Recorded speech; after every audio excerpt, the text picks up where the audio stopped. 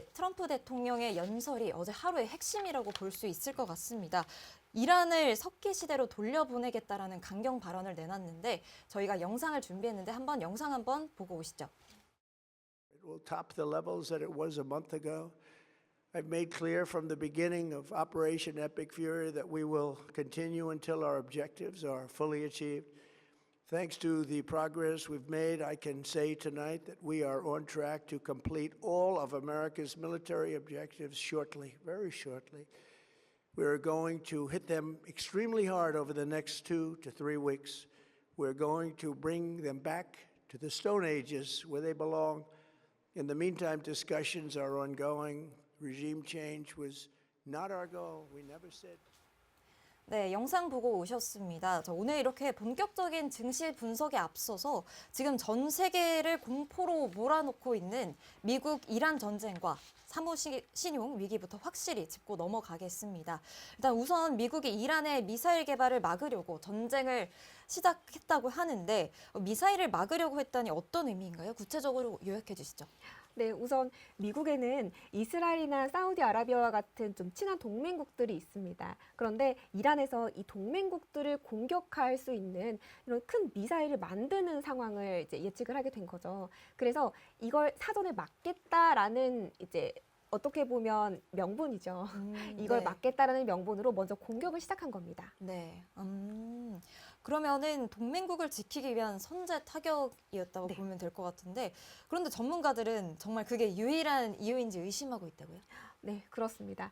사실상 명확한 증거 없이 미래에 그럴 수도 있다라는 예측으로 미리 싸움을 건 셈인데요. 단기간에 끝날 것이라고 이야기했지만 사실 거의 2달 가까이 이어지고 있는 상황이라서 이제는 시장에서는 회의론이 돌고 있는 상황입니다. 그러니까 정말 이게 맞나 싶은 거죠. 네. 이 당초 예상과 달리 좀 수렁에 빠졌는데도 트럼프 대통령이 이렇게 계속 전쟁을 하는 이유는 무엇일까요? 네, 우선 트럼프가 말을 워낙에 자주 바꾸긴 하지만 이제는 멈출 수 없을 만큼 이란이 생각보다 강했던 거예요.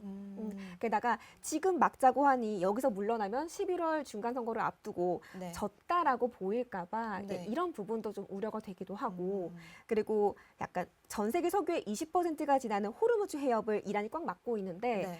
여기를 열지 않으면 석유값이 급등하기 때문입니다. 그렇죠. 근데 그러면 지난 2개월간 전쟁은 어떤 흐름으로 좀 전개됐나요? 네, 전쟁의 흐름을 좀 살짝 설명을 드리면 네, 초기에는 미국이 이란과 해군, 공군, 드론 등 군사력을 파괴하는 데 집중을 했습니다. 근데 이란이 항복하지 않으니까 이란의 발전소를 타격해서 전기와 물, 이런 국민 생활 전체를 마비시키겠다라고 경고한 건데요. 지금 현재 최후 통첩까지 날린 상태라고 보시면 되겠습니다. 그러다가 갑자기 이제는 종전해야 되지 않냐라고 마지막에 말을 한 거죠. 그렇군요. 근데 이제 이번 전쟁으로 인해서 여러 가지 이슈들이 막 터지고 있는데 또 유가에 대해서 말하지 않을 수가 없을 것 같습니다. 그래서 이번 전쟁으로 인해서 유가 급등에서 비롯한 에너지 위기까지 파생된 글로벌 이슈도 만만치 않죠. 네, 맞습니다. 이 유가 급등뿐만 아니라 전쟁 장기화 때문에 경제 타격이 오면서 트럼프의 정치적 신뢰도도 낮아진 상황입니다. 그리고 미국의 파병 요청을 동맹국인 유럽이 거절하면서 국제 동맹에도 금이 간 상황이고요. 마지막으로 미국은 이란 테러 지도부를 제거했다고 자축을 했는데 오히려 이란 내부 강경파들이 미국에 굴복하면 배신자라고 이제 똘똘 뭉쳐서 정권 교체 시나리오가 조금 더 복잡해졌습니다. 그럼 요약하자면 이제 미국과 이란 모두 속으로는 전쟁을 좀 멈추고 싶지만 겉으로는 강경한 척하는 좀 전략적 모호성을 좀 유지하면서 체면을 살릴 협상 출구를 좀 찾고 있다고 보면 될까요? 네, 맞습니다.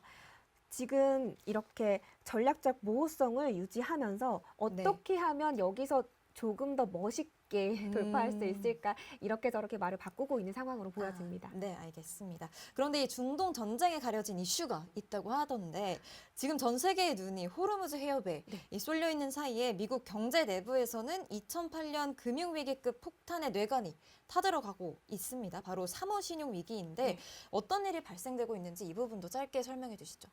우선 사모신용 위기에 대해서 저희가 지금 집중해 봐야 하는데 사실상 이 전쟁 위기 때문에 조금 가려져 있는 게 사실이에요. 근데 여기에 보셔야 되는 게 미국 정부가 은행들에게 위험한 돈놀이를 하지 말라고 규제를 엄청나게 강화했어요. 2008년 그 서브프라임 모기지 사태 이후에 강화가 시작이 됐는데 네. 그러니까 이제 돈을 빌리기 어려워진 기업들을 위해서 자산 운용사들이 나섰습니다.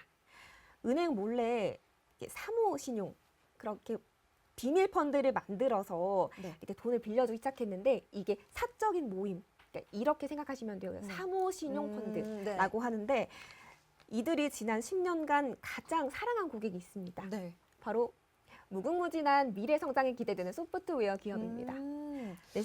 근데 이 소프트웨어 기업은 공장도 뭔가 필요 없고 네. 매달 꼬박꼬박 들어오는 구독료가 있어서 좀 아주 안정적인 수익 모델을 가지고 있으니까 괜찮을 것 같은데 뭐가 문제일까요?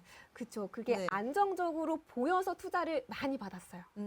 그게 문제예요. 네. 실제가 물리적으로 만들어져 있지 않잖아요. 소프트웨어 같은 경우에는. 네. 네, 그렇기 때문에 이제 AI가 등장을 했는데 네. AI가 너무 똑똑한 거예요.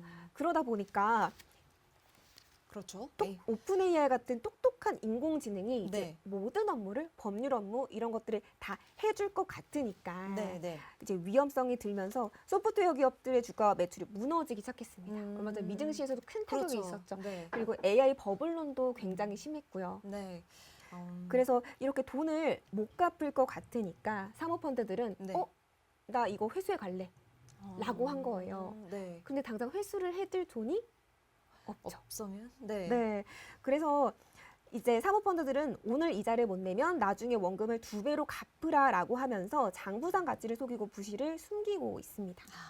그러면은 결국에는 눈치챈 투자자들이 앞다퉈서 네. 돈을 돌려달라고 하는 이 펀드런 대규모 환매 요청 사태가 벌어진 거군요. 그럼. 네, 맞습니다. 펀드들은 지금 당장 돌려줄 현금이 없기 때문에 그나마 잘 팔리는 이제 좋은 대출, 그러니까 우량 채권부터 내다 팔고 있는 상황이에요. 네. 근데 그러면 펀드 안에는 약간의 가치가 조금 덜한 이 네. 부실 대출만 좀 남게 되고 불안해진 사람들은 더 돈을 빼가려는 경향을 보이게 됩니다. 이 시장에서는 이게 제2의 서브프라임 사태가 번질까봐 좀 극도로 우려하고 있는 상황입니다. 중동에는 전쟁, 금융엔 사모 신용 폭탄. 그런데 여기에 트럼프 대통령이 기름을 한 통 더 부은 것 같은데 이른바 트럼프노믹스 2.0. 네. 네. 전 세계를 상대로 한 무역 전쟁이죠. 네, 무역 전쟁이 끝날 듯 이것도 끝나지 않고 있는데요. 네.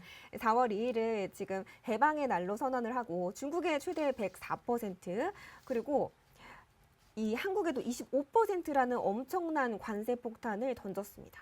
이 발표 직후에 네. 전 세계 증시는 약 5조 달러가 지금 증발했다라고 하고요. 네. 역대 최악의 주가 대폭락을 겪었습니다.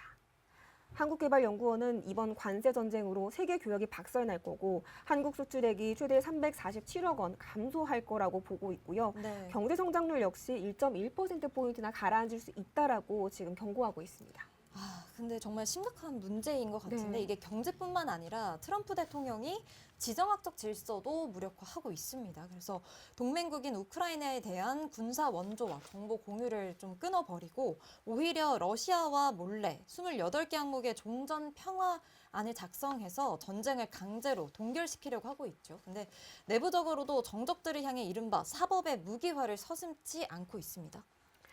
네, 우선 폭풍우가 칠 때는 좋은 배로 갈아타라 이런 말이 있습니다. 네. 지금은 이란 전쟁 때문에 좀 모호한 줄타기를 하고 있고 또 AI 버블론, 입소와 올린 사모신용의 붕괴, 그리고 트럼프의 관세 폭탄 이런 지정학적인 매크로 이슈가 한꺼번에 휘몰아치고 있는 상황입니다. 그래서 우리 경제랑 투자자들은 모두 좀 철저한 리스크 관리에 좀 집중해 봐야 될 것 같습니다.